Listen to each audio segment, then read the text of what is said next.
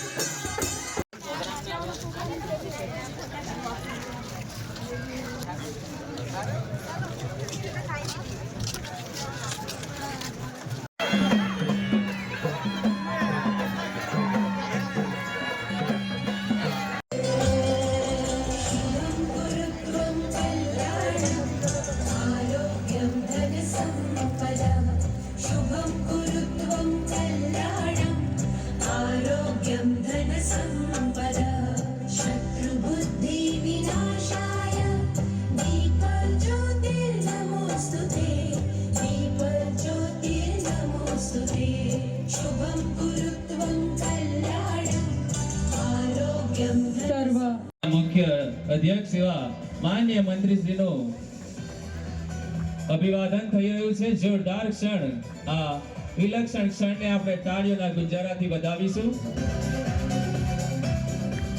સાથે સાથે વિનંતી કરીશ રાજવીસિંહ વાસુણા કે આપ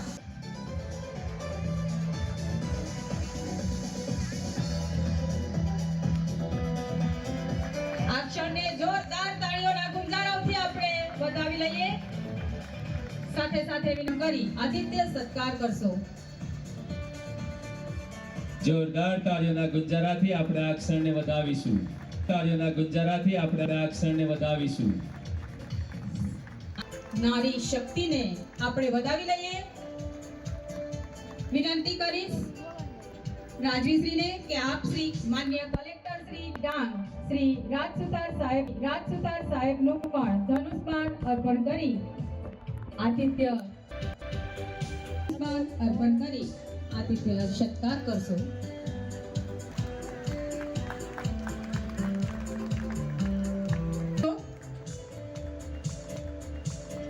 કરશો. થવો જોઈએ.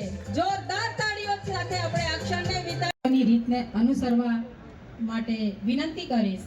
માનનીય રાજવી શ્રી વાસુરણા કે જેઓ માનનીય મંત્રી શ્રીને રાજાઓનું શસ્ત્ર ધનુષ બાણ અર્પણ કરી આતિથ્ય સત્કાર કરશે. વિરાજમાન એવા શ્રી કિરણસિંહ યશવંતરાવ પવાર રાજવી શ્રી ગાઢવી અભિવાદન કરવા માટે વિનંતી રાજવી શ્રી દહેરનું વિલેજ બાસ્કેટથી સ્વાગત કરીએ છીએ. શ્રી છત્રસિંહ ભવરસિંહ સૂર્યવંશી રાજવી શ્રી લિંગા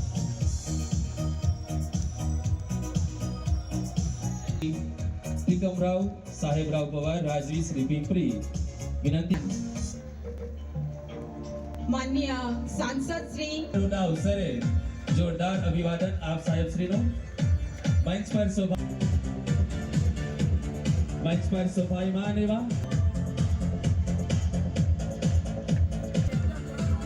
આપણી વચ્ચે આપણે આ ક્ષણને વધાવીશું. મંચ પ્રાયોજના વહીવટદાર શ્રી અધિકારી શ્રી આપ શ્રીનો વધાવીએ. મંચ પર શોભાયમાન એવા અજમાન માનીય નિવાસી અધિક કલેક્ટર શ્રી ડાંગ આહવા આપણી વચ્ચે મંચ પર મંચ પર શોભાયમાન એવા પૂર્વ ધારાસભ્ય શ્રી મંચ પર વિરાજમાન એવા અને નિરીક્ષણ માન્ય મંત્રીશ્રીના વરદ હસ્તે આપણા રાજાઓનું બહુમાન થઈ રહ્યું છે. જોરદાર તાળીઓના ગુંજારાથી આપણે આ ક્ષણને વધાવીએ. ત્યારબાદ શ્રી તપતરાવ આનંદરાવ પવારની ભેટ અને સાલ અર્પણ થઈ રહ્યું છે. જોરદાર તાળીઓના ગુંજારાથી આપણે આ ક્ષણને વધાવીએ. માન્ય શ્રી છત્રસિંહ ભવરસિંહ સૂર્યવંશી રાજવી ડાંગની આન બાન શાન એવા આ રાજવીશ્રીઓનું સન્માન થઈ રહ્યું છે ત્યારે તાળીઓનો વરસાદ ઓછો ન થવો જોઈએ. ત્યારબાદ વિનંતી છે શ્રી ધનરાજસિંહ પ્રભારી મંત્રી શ્રીના વરદ હસ્તે જોરદાર તાળીઓના ગુંજારાથી આપણે આ ક્ષણને ફરીથી વધાવીએ અને ગૌરવ અનુભવીએ. ત્યારબાદ શ્રી ત્રિકમરાવ સાહેબરાવ જોરદાર તાળીઓના ગુંજારાથી આપણે આ ક્ષણને વધાવીએ છીએ. એમનું અભિવાદન કરીએ છીએ.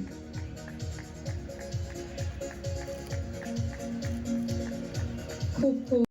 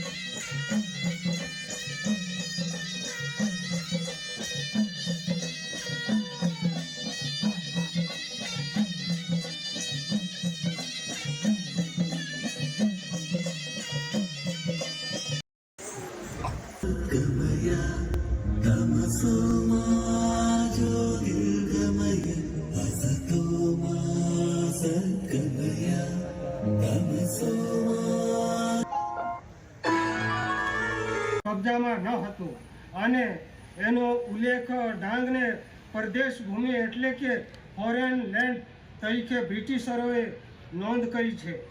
આ સમગ્ર ભૂત ડાંગ પર એકમાત્ર અધિકાર ડાંગના મૂળ રાજવી અને રક્ષક તરીકે ભીલ રાજવી અને એના પ્રજાનો રહ્યો છે. ડાંગના શૂરવીર રાજાઓ પ્રભાવ એટલો હતો કે સાલ 1820 એટલે કે આજથી 2005 વર્ષ પર બળવાન ગાયકવાડ સરકાર ભીલ સરદારોને રક્ષણ માટે રૂપિયા 1520 ચૂકવતી, જેનું આજનું મૂલ્ય 7,50,000 જેટલું થાય છે. આજથી 200 વર્ષ પહેલાં ઇતિહાસ કહું છું. 25 મે 1842ના રોજ મારા પૂર્વજો રાજાશ્રી બ્રિટિશ સરકારના પ્રતિનિધિ બોયસ વચ્ચે જંગલના ભાડા પેટે બ્રિટિશ સરકાર આપવા સહમત થઈ. એવા જ કરાર પિંપરી અને ગાઢવીના રાજાઓએ સાથે પણ કરવામાં આવ્યા અને સાલ 1893માં વાર્ષિક ભાડાની રકમ 1,0878 લુકાસ નામના બ્રિટિશ એજન્ટ દ્વારા નક્કી થઈ. મારા સાથી રાજવીઓ મિત્રોએ રૂપિયાની આજની કિંમત 1,07,00,000 થાય છે. આજે કેવળ એના 10%થી પણ ઓછી રકમ અમારા રાજવીઓને મળે છે. બ્રિટિશ સરકારના ગ્રેજેટ 10 નવેમ્બર 1843ના અનુસાર થયેલ લીઝ એગ્રીમેન્ટ ભારત આઝાદ થયું ત્યાં સુધી ચાલુ હતો અને વખતો વખત એને આગળ વધારવા આવ્યો. ભારત સ્વતંત્ર થયું ત્યાં સુધી ડાંગ બ્રિટિશના કબજામાં ના હતું અને ડાંગી ભીલ રાજાઓ સંપૂર્ણ રાજકીય સત્તા ભોગવતા હતા. નવેમ્બર 1954માં મુંબઈ સરકારે ઠરાવ નંબર 136652 દ્વારા કોઈ પણ રાજવીની પ્રત્યક્ષ કે પરોક્ષ સંમતિ વિના ડાંગને સરકારમાં સામેલ કર્યું છે, જે માનવ અધિકાર ઉલ્લંઘન હતું. ડાંગના સ્વતંત્ર ઇતિહાસમાં ખૂબ જ રહસ્યો ભરેલો છે, જેના દસ્તાવેજ પુરાવા અમો રાજાઓ પાસે સાબિત છે અને જરૂર પડીએ દુનિયા સમક્ષ મૂકીશું. અમે ભારતીય સરકારના નાગરિક છીએ અને બંધારણના સંપૂર્ણ સન્માન આદર આપીએ છીએ, પણ સાથે અમારા પૂર્વજોએ આપેલ બલિદાન અને હક્કો માટે એકવાર બ્રિટિશ સરકારને પણ માનવ અધિકાર પંચ પાસે લઈ જવું પડે તો અચકાશું નહીં.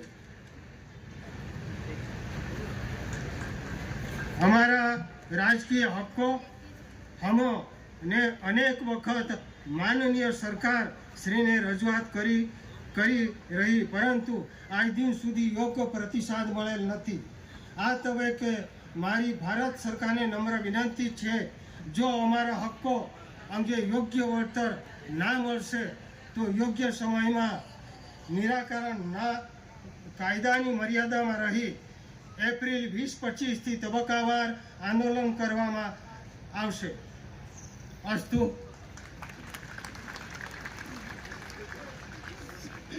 અને મારો રામ રામ. ધન્યવાદ. હરકતો થાય છે. માં સરસ્વતીજીની પૂજા કરવા માટે આ નૃત્યની શરૂઆત કરવામાં આવી હતી. ઘુમર નૃત્ય મુખ્યત્વે મહિલાઓ દ્વારા ઘૂમકટ કાઢીને એક ઘુમરદાર પોશાક પહેરીને કરવામાં આવે છે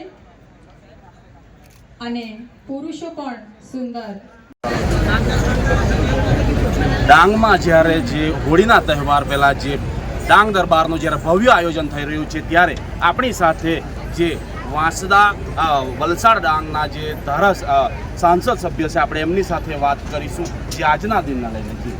આજે ડાંગ દરબાર ડાંગના માટે જ નહીં પણ આપણે આદિવાસીઓ માટે એક મોટો તહેવાર છે. તમે જેમ જાણતો છો ઉમરગામથી અંબાજી લગીને આદિવાસીઓ આવે છે ને હવે ખાલી આપણા આદિવાસી સમાજ જ નહીં પણ દરેક સમાજના લોકો આપણે ડાંગ ગરબા જે ભવ્ય ડાંગ ગરબા થાય છે આપણા ડાંગના રાજાઓના માન સન્માન માટે જે થાય છે એના માટે લોકો પૂરા દેશભરથી ગુજરાતથી આવે છે. ત્યારે આજે બધા લોકો હજારોની સંખ્યામાં જોડાયા છે અને આવનારા 5 દિવસમાં જે આપણે હોળીનો અને ધૂળેટીનો આદિવાસીનો સૌથી મોટો તહેવાર કહેવાય અને 5 દિવસમાં લાખો અહીંયા લોકો આવવાના છે. આપણી ડાંગના સંસ્કૃતિ આપણી આદિવાસીની સંસ્કૃતિ કળાને નજીકથી નિહાળવાના છે.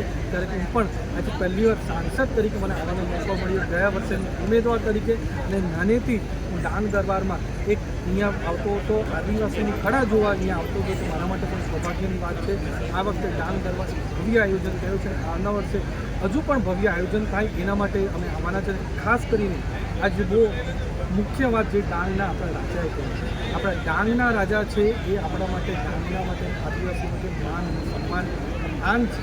એના માટે 2022માં પણ જ્યારે એમણે રજૂઆત કરી હતી કે એમનું પેન્શન વધવું જોઈએ, તરત જ અમારા ડાંગના ધારાસભ્ય વિજયભાઈ, અમારા પ્રભારી કુંવરજીભાઈ ગણપતિએ તરત જ આની વાત મુખ્યમંત્રીશ્રીને કરી અને એની સાથે આપણા ગુજરાતના નાણામંત્રી કરુણભાઈ દેસાઈને કરી અને 6,000થી પેન્શન વધારીને 20,000નું પેન્શન કર્યું. હજુ પણ આપણા ડાંગના રાજાઓને જે પણ એમનું સૂચન હોય તો વધારે સુવિધા જોઈતી હોય, બીજી કોઈ પણ વસ્તુ હોય એ અમારા માટે શિરોમાણીય છે. તરત જ આજે પણ એમની સાથે બેઠક કરવાના છે.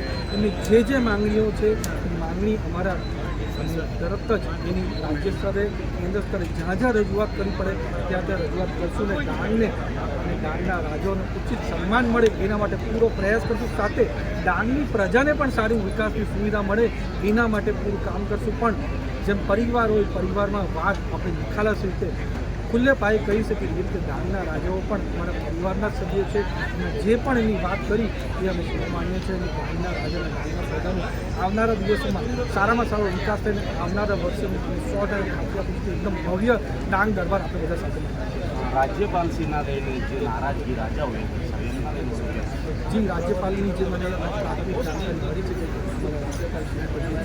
એના કારણે એમણે એ પણ ખાતરી આપી છે કે આવનાર દિવસોમાં જરૂરથી ડાંગ પધારશે અને રાજાઓ સાથે મુલાકાત કરશે અને આવનારા વર્ષોથી 100% આપણે રાજ્યપાલશ્રી કરશે અને ભવ્ય રીતે ડાંગ દરબાર યોજાય એના માટે પૂરો કરશે. જે આ હતા જે સાંસદ ધવલભાઈ પટેલ.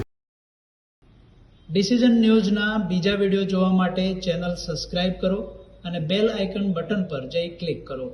સ્વતંત્ર અને આઝાદ પત્રકારત્વની મદદ કરવા નીચે આપેલા થેન્ક્સ બટન પર જઈ ક્લિક કરો. મદદની કિંમત નિશ્ચિત કરો અને ડિસિઝન ન્યૂઝની આ સફરમાં અમારા સાથી બનો.